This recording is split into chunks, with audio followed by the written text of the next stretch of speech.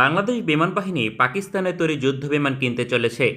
বিষয়টি কতটা সঠিক এবং এই যুদ্ধবিমান hello guys, welcome back to another video viewer. बहुत ही ज्यादा इंपॉर्टेंट किस्म की वीडियो आज की होने वाली है वीवर। बांग्लादेश के लिए बहुत ही ज्यादा गुड न्यूज है। बांग्लादेश जो है वो बाज़ाब्ता तौर पर फाइटर जेट को बाय करने जा रहा है। बांग्लादेश जो है वो GF-70 ब्लॉक 3 पाकिस्तान से बाय करने जा रहा है। बहुत जल्द बांग्लादेश के पास ये फाइटर जेट होगा। तो आज की वीडियो बहुत ही ज्यादा इंपॉर्टेंट होने वाली है। अभी तक आप लोगों ने हमारे चैनल को सब्सक्राइब नहीं किया हुआ, जल्दी से हमारे चैनल को सब्सक्राइब कर लीजिएगा। तो without wasting the time video को स्टार्ट करते हैं।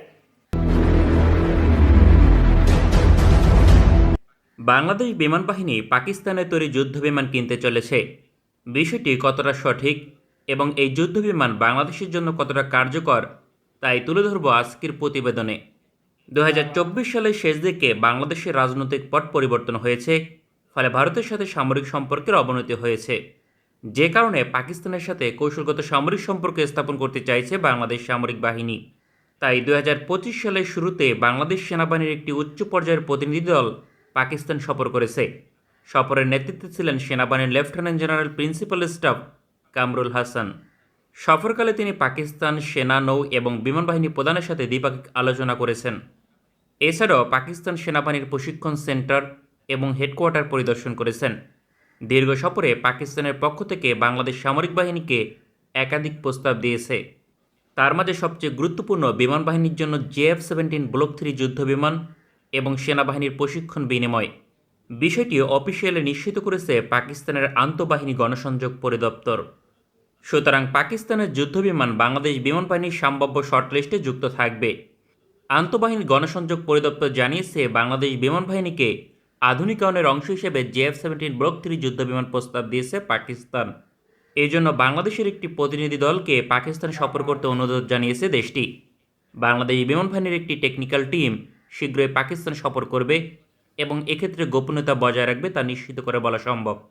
এখন প্রশ্ন হচ্ছে, বাংলাদেশ বিমান বাহিনীকে JF-17 ব্লক 3 যুদ্ধবিমান ক্রয় করবে? পাকিস্তানের গণমাধ্যম এ বিষয়ে অভ্যন্তরীণভাবে বেশ কয়েকটি প্রতিবেদন প্রকাশ করেছে।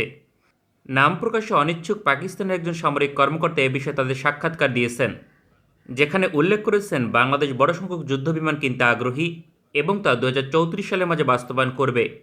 ফলে বাংলাদেশের সকল F-7 এবং MiG-29 যুদ্ধবিমান এই সময়ের মাঝে অবসরে যাবে। এক্ষেত্রে রিপ্লেস করতে 48টির মতো যুদ্ধবিমান প্রয়োজন।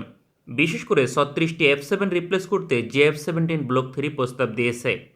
প্রতিবেদন অনুযায়ী বাংলাদেশকে 24 থেকে 32টি যুদ্ধবিমান প্রস্তাব দিয়েছে পাকিস্তান। প্রতিটির মূল্য $25 মিলিয়ন, পরিপূর্ণ প্যাকেজ সহ যা $50 মিলিয়ন।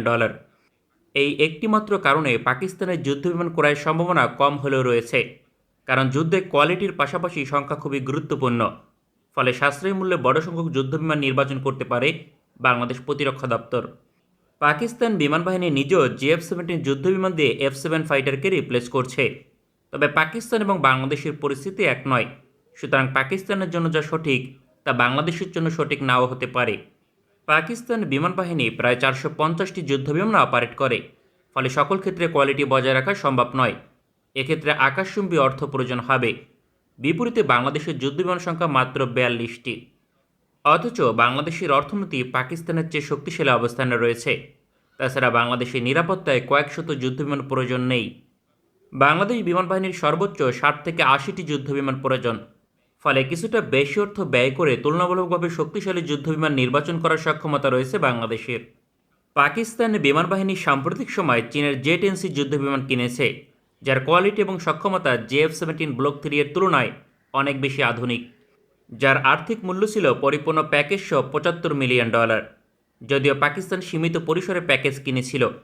ফলে বাংলাদেশ বিমান বাহিনী চীনের J-10C দিয়ে F-7কে রিপ্লেস করলে সবচেয়ে উত্তম হবে, কারণ এই যুদ্ধবিমান যে ধরনের মিসাইল বহন করে তা দিয়ে ভারতের যে কোনো যুদ্ধবিমানকে মোকাবেলা করা সম্ভব এবং বেশিরভাগ ক্ষেত্রেই এগিয়ে থাকবে। একমাত্র ভারতের 36টি রাফাল যুদ্ধবিমান কিছুটা এগিয়ে থাকবে, অথচ ভারতের রয়েছে প্রায় 700টি যুদ্ধবিমান। সুতরাং বাংলাদেশ বিমান বাহিনী J-10C কিনলে ভারতের মোকাবেলায় কতটা এগিয়ে থাকবে তা বলার অপেক্ষা রাখে না। তারপরেও ভূরাজনৈতিক কারণে এবং অর্থনৈতিক কারণে JF-17 ব্লক 3 নির্বাচন করার সম্ভাবনা উড়িয়ে দেওয়া যায় না।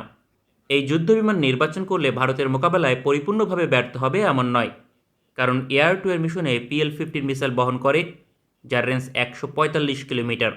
এছাড়াও রয়েছে আধুনিক AES রাডার সিস্টেম, যার রেঞ্জ প্রায় 170 কিলোমিটার।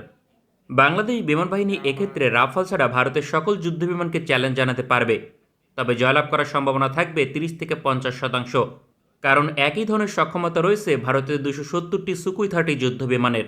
এছাড়াও ভারতীয় আগ্রাসন মোকাবেলায় নেভাল স্ট্রাইক মিশন একটি গুরুত্বপূর্ণ চাহিদা, কারণ বাংলাদেশের ভৌগোলিক অবস্থান অনুযায়ী নেভাল স্ট্রাইক মিশন অবশ্যই গুরুত্বপূর্ণ। এক্ষেত্রে CM-400 অথবা YJ-83 মিসাইল বহন করে, যার রেঞ্জ 200 থেকে 250 কিলোমিটার। এগুলো সুপারসোনিক এবং সাবসোনিক গতির মিসাইল, যা যথেষ্ট আধুনিক। তবে বাস্তবতা হচ্ছে single engine fighter Naval strike মিশনে পিছিয়ে থাকে। তার থেকেও বড় সমস্যা JF-17 ব্লক 3 একটি লাইট অ্যাটাক যুদ্ধবিমান, ফলে মিসাইল বহনের সক্ষমতা যথেষ্ট কম। এছাড়াও এই যুদ্ধবিমানের কম্বাট রেঞ্জ মাত্র 900 কিলোমিটার। वाह वंडरफुल वीवर, बहुत जल्द जो है बांग्लादेश भी JF-70 थंडर को अपनी फिजा में उड़ाएगा। बांग्लादेश में JF-70 थंडर ब्लॉक 3 जो है वो इंशाल्लाह बहुत जल्द आएगा। पाकिस्तान से JF-70 बांग्लादेश को दिया जाएगा और बहुत सारी टेक्नोलॉजी जो है वो बांग्लादेश को प्रोवाइड की जाएगी। पाकिस्तान और मिलकर भारत को बताएंगे किस तरह से बांग्लादेश की फिजा में आने की। अगर भारत जुर्रत करता है तो मुंह तोड़ जवाब मिलेगा भारत को। बांग्लादेश इंशाल्लाह बहुत ही ज्यादा स्ट्रॉन्ग होगा 2025 में। अगर आप लोगों को मजीद इन्फॉर्मेटिव वीडियो देखनी है तो जल्दी से हमारे चैनल को सब्सक्राइब कर लीजिएगा। मिलते हैं आपसे नेक्स्ट वीडियो में इंशाल्लाह, तब तक के लिए अल्लाह हाफिज।